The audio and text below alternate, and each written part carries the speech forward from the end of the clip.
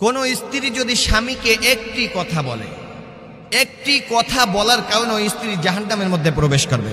আমার মা বোনেরা ভালো করে শুনুন, কোনো স্ত্রী যদি স্বামীকে মাত্র একটি কথা বলে, এই একটি কথা বললেই ওই স্ত্রী জাহান্নামের মধ্যে প্রবেশ করবে। অথচ আমাদের দেশের ৯৫% মা বোনেরা সচরাচর এই একটি কথা স্বামীকে রেগুলার বলেই যাচ্ছে।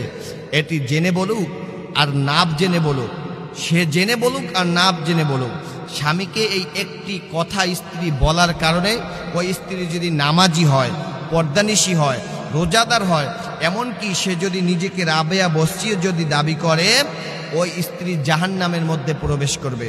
অথচ আমাদের দেশের মা বোনেরা ৯৫% মা বোনেরা, আমি পার্সেন্টেজ হিসেব করলে আরও বেশি বলবো যে আরও বেশি মা বোনেরা এই কথাটা আমার স্বামীদেরকে বলে থাকে। বিশেষ করে আমি পঞ্চগড়ে গেছিলাম মাহফিলে, এক ভাই মাহফিলে এসে বলতেছে, হুজুর আমার স্ত্রী সারাটা দিন আমাকে শুধু গালি দিচ্ছে, তোমার সাথে কেন বিবাহ হচ্ছে, তোমার সাথে কেন বিবাহ হইল, তোমার সাথে বিবাহ না হয়ে যদি একটা রিক্সা চালকের সাথে যদি বিবাহ হয় আমার কপালটা ভালো হইতো। আহা, এমন কথা। আমার ভাইরা, যে একটি কথা আপনার স্ত্রী যদি স্বামীকে বলে তাহলে ওই স্ত্রী জাহান্নামে যাবে। কথাটা কি আপনি ভালো করে শুনুন। সরকারে দু আলম নবী বিশ্ব নবী রহমাতুল লিল আলামিন যেদিনকে মেরাজে গেলেন, মেরাজে যাওয়ার পর জান্নাত ভ্রমণ করেছে, জাহান্নাম ভ্রমণ করেছে। আল্লাহ নবী দেখেন জাহান্নামের মধ্যে অধিকাংশ মহিলারাই জাহান্নামের মধ্যে শাস্তি ভোগ করতেছে, আল্লাহ নবী বলেন, উরিতুন নার ফাইদা আকসারু আহলিহান নিসা ইয়াকফুরু, অধিকাংশ মহিলারা জাহান্নামের মধ্যে প্রবেশ করছে। কারণটা কি? জিব্রাইলকে ডাক দিয়ে বলে, জিব্রাইল, এই মহিলারা জাহান্নামের মধ্যে প্রবেশ করার কারণ কি?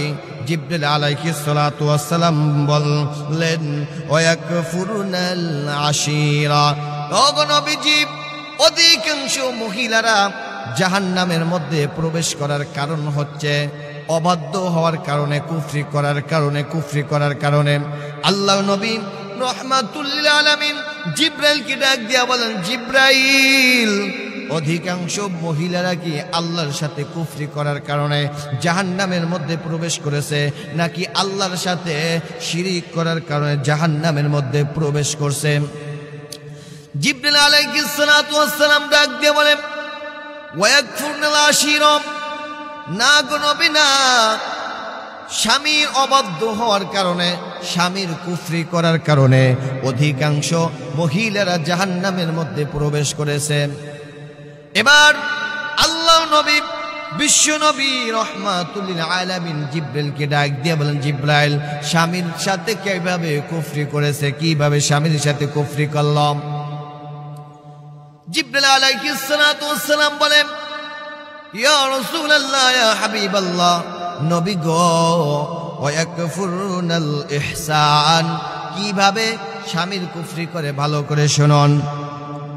জিব্রাইল বলে, ইয়া রাসূলুল্লাহ, ইয়া হাবিবাল্লাহ, নবী গো, যেই স্বামী স্ত্রীর জন্য সারাটা জীবন এত কিছু করলো, যখন যাহা চেয়েছে সব সামনে এসে হাজির করেছে, এতটুকুই শেষ নয়, স্ত্রী যদি স্বামীকে রাত্র গভীর রজনীতেও যদি বলে এটা আমার প্রয়োজন, সঙ্গে সঙ্গে স্বামী এসে তার সামনে হাজির করেছে।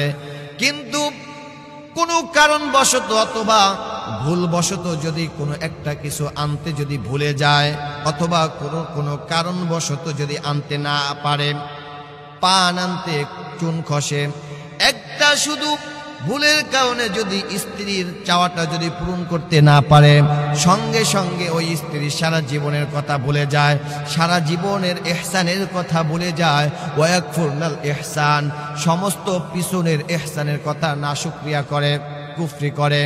এই কারণে তখন সঙ্গে সঙ্গে স্ত্রী স্বামীকে ডাক দেয়া বলে, স্বামী, তোমার সাথে আমার বিবাহ হয়ে আমার জীবনটা বরবাদ হয়ে গিয়েছে, যৌবন জীবন সব শেষ হয়ে গিয়েছে।